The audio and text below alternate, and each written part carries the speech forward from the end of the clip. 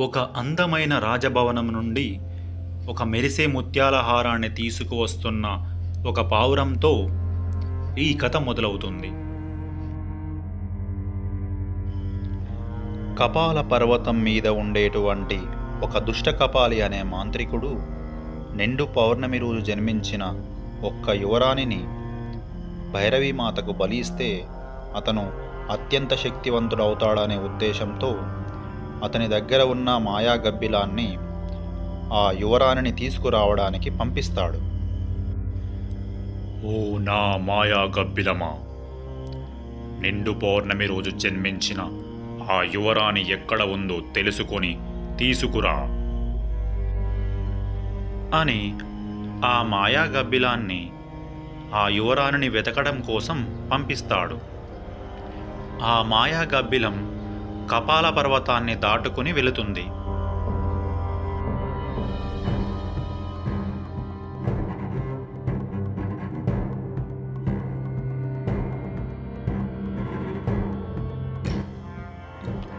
ఆ మాయా గబ్బిలం ఆకాశంలో అలా ఎగురుతూ ఆ భయంకరమైన కపాల పర్వతాలను దాటి ఒక అందమైన రాజ్యానికి చేరుకుంటుంది. ఆ అందమైన రాజ్యానికి చేరుకున్న తర్వాత ఒక రాజభవనంలోకి వెళుతుంది.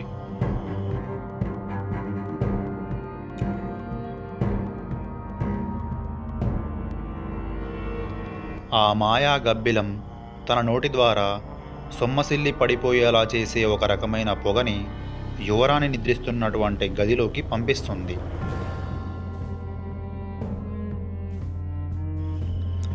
ఆ పొగ యువరాణి నిద్రిస్తున్నటువంటి గదిలోకి పూర్తిగా చేరుకున్న తర్వాత నిద్రలో ఉన్న యువరాణి మరింత నిద్రలోకి జారుకుంటుంది. ఆ యువరాణికి తెలియకుండా మంచంతో సహా ఆ మాయా గబ్బిలం బయటకు తీసుకొని కపాల పర్వతాల వైపు తీసుకెళ్తుంది. ఆ మాయా గబ్బిలపు మాయా పొగ వలన కాపలా కాస్తున్న సైనికులు కూడా నిద్రలోకి జారుకోవడం వలన ఈ యువరాణిని తీసుకువెళుతున్న విషయాన్ని ఎవరూ కూడా చూడలేకపోతారు. ఆ భయంకరమైన కపాల పర్వతాలను దాటుకుంటూ వెళుతున్న విషయం నిద్రలో ఉన్న యువరానికి కూడా తెలియదు. ఆ మాయా గబ్బిలం యువరాణిని దుష్టకపాలి ఉండేటువంటి కపాల గుహలోకి తీసుకెళ్తుంది.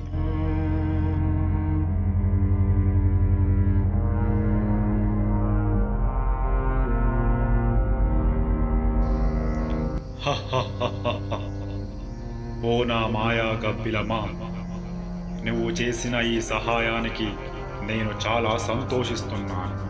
నిండు పౌర్ణమి రోజు జన్మించిన ఓ అందాల యువరాణి, భైరవీమాత ముందు మోకాళ్ళపై కూర్చో. ఆ యువరాణి పూర్తిగా ఆ మాంత్రికుడి మాయలో ఉండి ఆమెకు ఏమి చేస్తున్నదనే స్పృహ ఏమాత్రమూ ఉండదు. అలా ఆ మాంత్రికుడు చెప్పినట్లుగా ఆ యువరాణి చేస్తూ ఉంటుంది.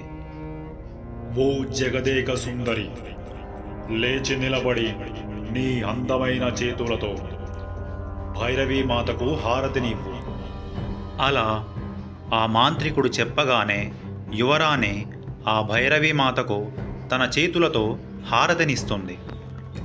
అలా నెల రోజులు ఆ యువరాణితో హారతిని ఇచ్చిన తర్వాత వచ్చే పౌర్ణమి రోజు ఆ యువరాణిని భైరవీమాతకు బలి ఇచ్చి అత్యంత శక్తివంతుడు కావాలనేది ఆ మాంత్రికుడి పథకం.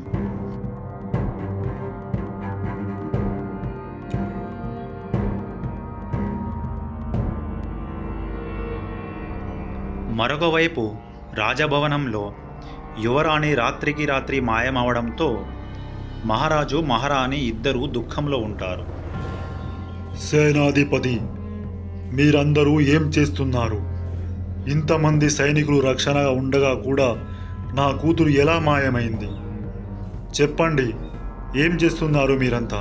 ఇంతమంది సైనికులు ఉండి కూడా నా కూతురుని కాపాడలేకపోయారు మీరు. మహారాజా, క్షమించండి. రాత్రి సమయంలో ఏదో ఒక పెద్ద పక్షి వచ్చిందట. దాని నోటి నుండి ఒక పొగ వచ్చిందట. దాని తర్వాత సైనికులంతా సొమ్మసిల్లి పడిపోయారు. తరువాత ఏం జరిగిందనే విషయం ఎవరికి కూడా తెలియదు మహారాజా. ఇదేదో మాయాశక్తిలా ఉంది మహారాజా. ఇది మానవ శక్తి అయి ఉంటే మేము అడ్డుకునేవాళ్ళం. సరే, మీరు చేసిన నిర్వాకం చాలు. మన సైన్యాన్ని 4 దిక్కులా పంపించండి. యువరాణి ఎక్కడ ఉందో వెతికేదాకా మన సైన్యాన్ని తిరిగి రానివ్వకండి. అలాగే రాజ్యంలో చాటింపు వేయించండి. ఎవరైతే యువరాణిని ఆచూకీ తెలుసుకుని యువరాణిని ప్రాణాలతో తీసుకువస్తారో వారికి యువరాణిని ఇచ్చి వివాహం చేస్తాను. ఈ రాజ్యానికి రాజుగా కూడా పట్టాభిషేకం చేస్తాను. ఇది ఇలా ఉండగా ఆ రాజ్యంలోని అడవిలో నరమాంసం రుచి మరిగిన ఒక సింహం నివసిస్తూ ఉండేది. అది గొర్రెలను కాయడానికి వెళ్ళిన గొర్రెల కాపరిని తిన్న తర్వాత దాని కడుపు నిండకపోవడంతో గడ్డి మేస్తున్న ఒక గొర్రె మీద కూడా దాడి చేసి దాన్ని తింటుంది.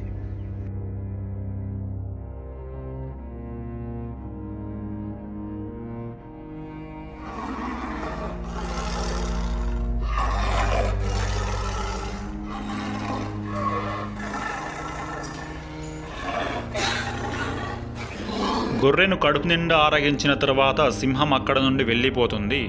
కానీ అదే దారిలో విక్రముడు అనేటువంటి ఒక గొప్ప వీరుడు ఆ దారిలో వెళుతూ ఉంటాడు. అతను అన్ని విద్యల్లో ఆరితేరినవాడు.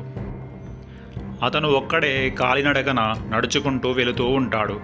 ఆ సమయంలో రాజభవనం నుండి ముత్యాల హారాన్ని తీసుకుని వచ్చిన ఆ పావురం ఆ వీరుడి మీద వదులుతుంది. ఆ ముత్యాల హారాన్ని చూసిన ఆ వీరునికి చాలా ఆశ్చర్యం కలుగుతుంది. ఆహా, ఎంత అందంగా ఉంది ఈ హారం! ఈ హారమే ఇంత అందంగా ఉంది అంటే దీన్ని ధరించిన ఆ సుందరి ఎంత అందంగా ఉంటుందో. ఎలాగైనా సరే ఈ హారాన్ని ధరించిన ఆ సుందరిని నేను పెళ్లి చేసుకుంటాను. అలా ఆ హారాన్ని ధరించిన యువరాణి కోసమని ఆ వీరుడు బయలుదేరుతాడు.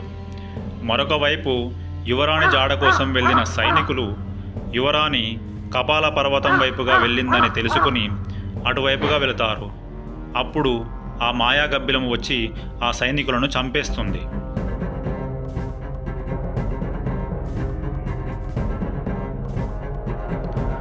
యువరాణి జాడను తెలుసుకోవడంలో సైనికులు విఫలమవుతారు. అప్పుడు సైనికులు రాజ్యంలోకి వెళ్ళి ఒక చాటింపు వేయిస్తారు. యువరాణి జాడ తెలుసుకొని యువరాణిని క్షేమంగా తీసుకువచ్చిన వీరులకు మహారాజు యువరాణినిచ్చి పెళ్లి చేస్తానని, రాజ్యానికి రాజుగా పట్టాభిషేకం చేస్తానని ప్రకటించాడు. మన రాజ్యంలో ఎవరైనా వీరులు ఉంటే ఈ అవకాశాన్ని సద్వినియోగం చేసుకోండి. అలా రాజ్యంలో ప్రకటించి సైనికులు అక్కడ నుండి వెళ్ళిపోతారు. ఇది ఇలా ఉండగా నరమాంసం రుచి మరిగిన ఆ సింహం ఊర్లోకి వస్తుంది. ఊరి జనాలు అందరూ భయంతో అక్కడ నుంచి పరిగెడతారు. ఆ సింహం ఊర్లో ఉండే జనాలందరినీ తరిమేసరికి అందరూ ఇళ్లల్లోకి వెళ్ళి తలుపులేసుకొని దాక్కుంటారు. ఆ సింహం మాత్రం ఒక ఇంటి ముందుకు వచ్చి అలా కూర్చొని అక్కడే పడుకొని ఉండిపోతుంది. ఇదిలా ఉండగా అటువైపుగా వచ్చినటువంటి విక్రముడు ఆ సింహాన్ని చూసి తన కత్తితో ఆ సింహం మీదకు దాడికి దిగుతాడు.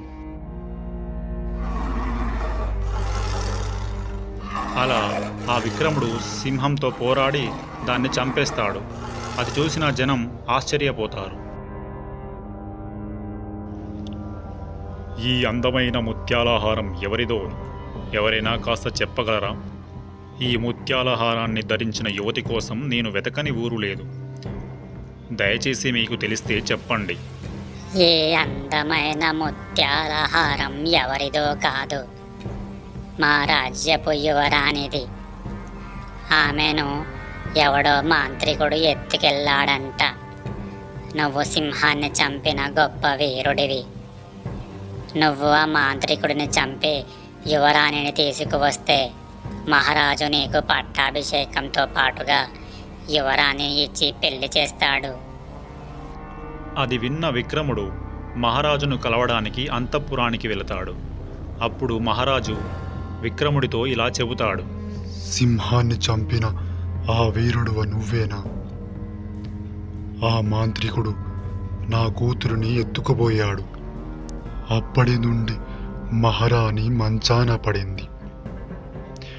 ఎలాగైనా సరే నువ్వు వెళ్ళి ఆ మాంత్రికుడు చెర నుండి నా కూతురిని కాపాడితే నిన్ను ఈ రాజ్యానికి మహారాజుగా పట్టాభిషేకం చేస్తాను.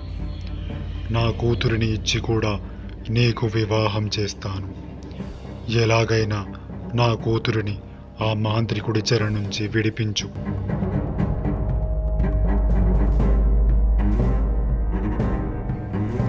అలా విక్రముడు మహారాజు నుండి విషయం తెలుసుకున్న తర్వాత కపాల పర్వతాల వైపు గుర్రం మీద బయలుదేరుతాడు.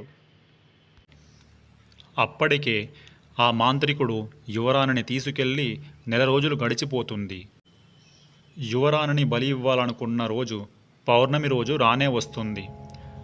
ఆ రోజు మాంత్రికుడు యువరాణి వచ్చినటువంటి మంచాన్ని తన మంత్రశక్తితో పూర్తిగా కాల్చేస్తాడు. దాని తర్వాత యువరాణితో హారతి ఇప్పిస్తాడు. అలా ఆ మాంత్రికుడి మాయలో పడి యువరాణి భైరవీమాతకు హారతి ఇస్తూనే ఉంటుంది. ఆ సమయంలో ఆ మాంత్రికుడు మంత్రాలు చదువుతూ ఉంటాడు. ఇది ఇలా ఉండగా యువరాణి కోసమని బయలుదేరిన విక్రముడు కపాల పర్వత శ్రేణులను చేరుకుంటాడు. అక్కడ నుండి పడవలో బయలుదేరుతాడు.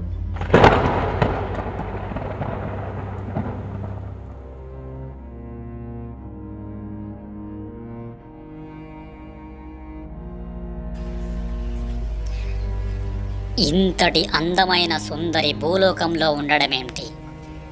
నా గంధర్వలోకంలో ఉండాలి కానీ